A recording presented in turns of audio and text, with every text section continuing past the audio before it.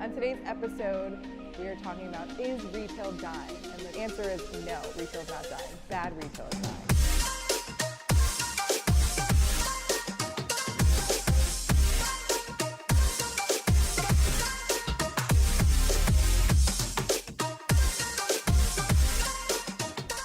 Yeah, and I definitely think retail is changing. I think it is becoming more about a shopper experience. Yes. So it's not enough to just have your product on the shelf and expect that your shoppers are going to come in and utilize you that way. You have to provide, I think, a multitude of reasons for someone to be in the store and really create experience that reflects your brand. Exactly.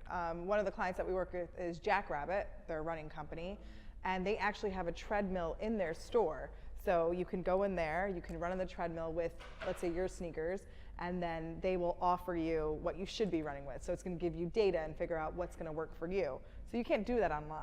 No, and so it's so much better because it's not just like, is that sneaker look cool? In that instance, they're gearing towards people who are runners and really want to know, how does it feel? Is it comfortable? Is this the right fit for me? And they have someone educated there to help them make that decision, which they may not have been able to make on their own. Yeah, they create an experience going to the store. So a lot of the brands are, it's an experience, it's a lifestyle, they know who their audience is. Yeah, and they can really tailor. Yeah. And I think they can take the information they have that they've gathered through their online presence and the online shoppers and be able to really tailor that experience so they know exactly what their customer is looking for when they come in. Which is the clicks to bricks. So clicks to bricks is you were an online retailer and you're moving into the brick and mortar. So you've already established who you are. You know who your clients are, your customers, and now you're going to transcend this into an actual store, which is cool, and it's cool for branding because now you're building an actual environment. Yes.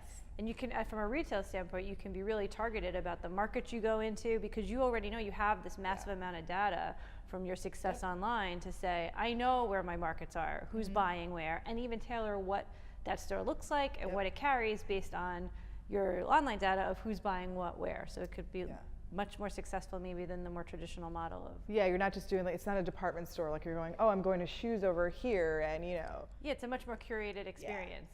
Like you're walking through the store and they, like, it's a whole plan set out, which is really cool. I think it's great.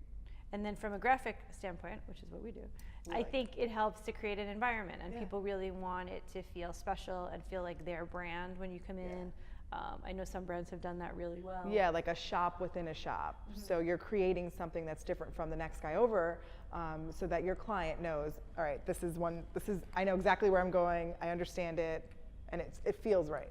Yeah, they want to come in from shopping online and feel that brand. What is that experience, right? Like, I know that brand, I've bought into it, but what does it mean to live in it and feel it? And a lot of times I think that means creating an environment, even with stuff they may not sell. So, right, it may be a clothing store, but they're also concerned with what are the wall coverings they're using, what's the flooring, how's the furniture in there, because it's just creating this whole atmosphere. Ambiance. Yes, exactly, and ambiance. Well, Jen and I went to this really cool event, and it was just talking about pop-up shops, which pop-ups are now changing in the retail market, where it's not just something that's quick and cheap and whatever, it's actually, you know, you're building your brand.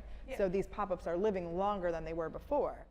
Yeah, I think you're seeing a trend where, like Melissa's saying, traditionally a pop-up was maybe around the holidays, 4 or 6 weeks. They kind of came in, even down and dirty, put something up, captured that holiday shopping, and then they left.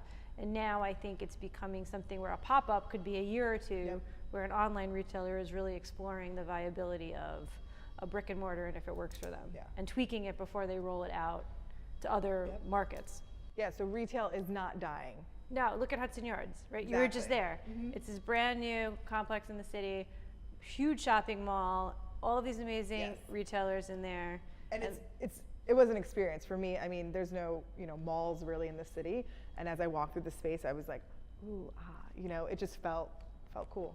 So brought me in. Cheers to going to Neiman Marcus.